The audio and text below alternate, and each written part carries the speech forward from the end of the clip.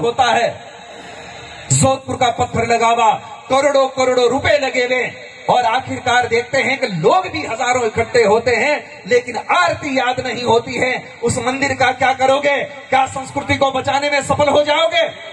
आज एक दुर्भाग्य की बात और निवेदन करें हम, जब कभी भी मंदिर बनता है तो लोग कहते हैं कि इस पर ईंडा कौन चढ़ाएगा, प्रतिष्ठा कौन करेगा। तब तक एक व्यक्ति और आता है, वो कहता है कि मेरी तरफ से मंदिर में एक मशीन भेंट। और मशीन कौन सी? नगाड़े वाली। ये आप लोगों को तो बहुत बढ़िया लग सकता है, लेकिन मैं भारतीय संस्कृति को भविष्य भावते हुए ये बात कह सकता हूं, ये सनातन धर्म का और हिंदुओं का सबसे बड़ा दुर्भाग्य है कि आप अपने सनातन धर्म को मंदिरों से बाहर निकाल रहे हो उस मशीन के द्वारा। मशीन जाती है, बस एक खटका गिराया और वो धड़ाधड़ शुरू हो जाता है। उसमें कितना नुकसान हुआ पता है? झालर बजाने वाला चला गया, नगाड़ा बजाने वाला चला गया, घंटी बजाने वाला चला गया। अब रही बात आपकी स्थितियां जो मैं कह रहा हूं, आपको अच्छा ना भी लगे, लेकिन इससे कोई फर्क नहीं पड़ता इस सन्यासी को, क्योंकि मैं जब से घर छोड़ करके निकला था, 6 वर्ष का था, तब से लेकर के आज दिन तक जीवन यात्रा कर रहा हूं।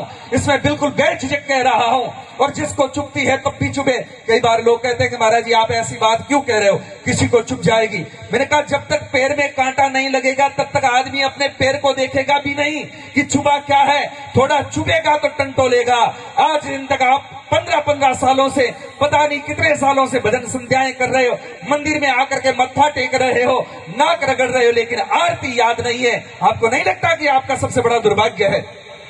क्या है आपकी भक्ति? आप कैसे प्रमाणित करोगे कि आप भक्त हैं बाएं बांके?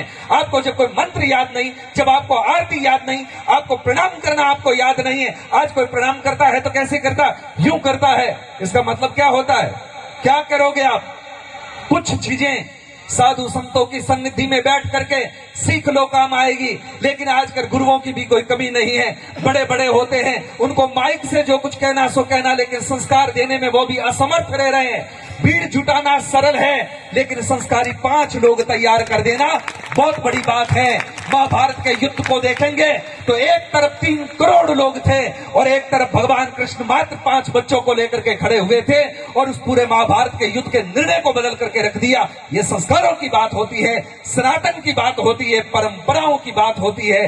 इसलिए निवेदन करना चाहता हूं, मंदिरों से ये जितनी भी मशीनें हैं जल्दी से जल्दी बाहर निकालो। और आजकल आरती याद नहीं होती तो क्या हुआ पता है? मेमोरी कार्ड आ गया, पेन ड्राइव लगा करके और खटका डाल देते हैं, फिर ओम जय जगदीश हरे हो जाती है, ओम शिव ओमकारा शुरू हो जाती है। आपको कोई लेना देना नहीं। और मुझे तो कभी कभी भ्रम ये भी होता है कि जब नगाड़े बजते रहते मशीन वाले, तब वो आरती घुमाता ताकि किसी को पता न चल जाए कि पुजारी को खुद को भी आता जाता नहीं है। हकीकत तो ये है, क्योंकि बस नगाड़ा बजता रहता है, वो घुमा करके पूरा कर देता, पता भी नहीं चलता कि हकीकत क्या है। लेकिन क्या कहें क्या करें समझ में नहीं आता।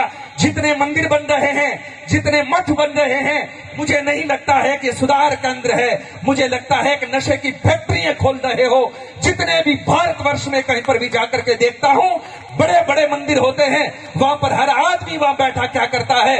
या तो हथेली चाटेगा या फिर गोचे चूसेगा। इससे ज्यादा हमने कुछ नहीं देखा है। ये दुर्भाग्य है सनातन धर्म का। इसलिए ये बातें आंखों से देखी हुई कह रहा हूं। आपको बुरा लगे तो सुधरने का प्रयत्न करना, ताकि सनातन धर्म अपने पैरों पे खड़ा हो सके, वरना एक समय ऐसा आ जाएगा कि इसको पूरा विकलांग कर डालोगे तुम।